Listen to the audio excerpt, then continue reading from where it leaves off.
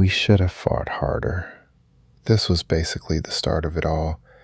I did nothing like most of us, and I deeply apologize, my younger kings and queens.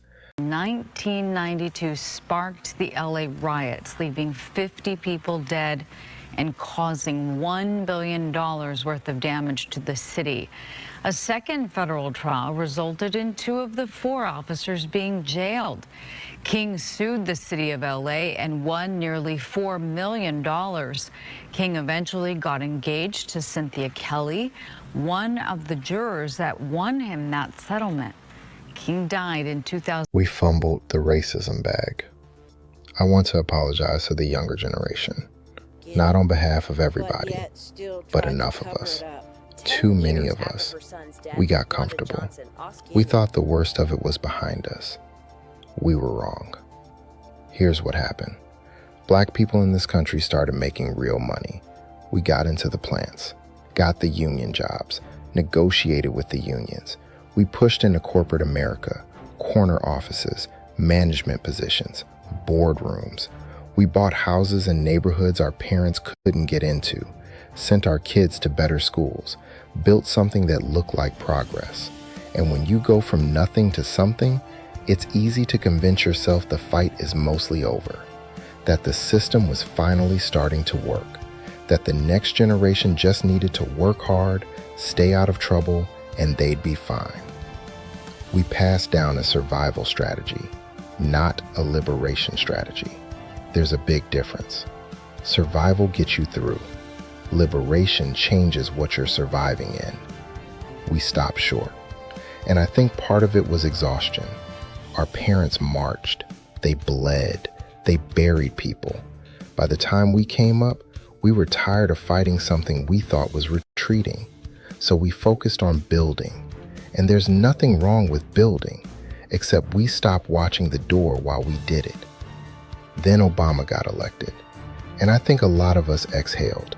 Like, okay, we made it. A black man in the White House, 2 terms, his family in there with him. Racism couldn't be that bad anymore. But you smelled it, didn't you? Even the ones who didn't want to admit it. It was always there. We just stopped looking directly at it.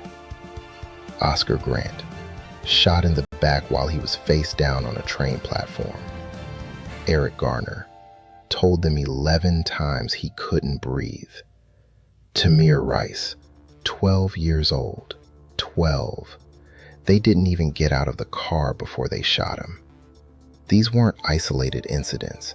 This was a pattern, a documented, recorded, undeniable pattern. And too many of us shook our heads, said it was a shame, toasted something, and kept moving. We should have stopped moving. We took our foot off the gas, but they never took their foot off our necks. George Floyd made sure the whole world saw that.